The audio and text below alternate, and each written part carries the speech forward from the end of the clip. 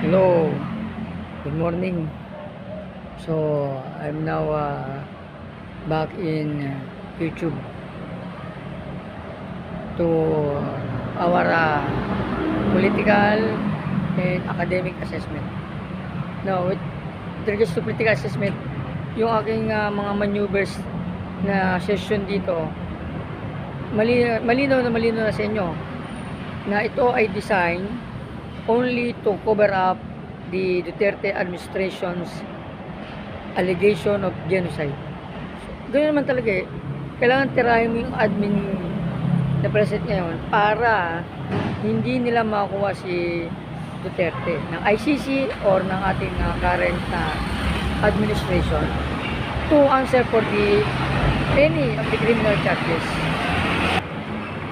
At dahil sa meron tayong president ngayon na si Bongbong Marcos na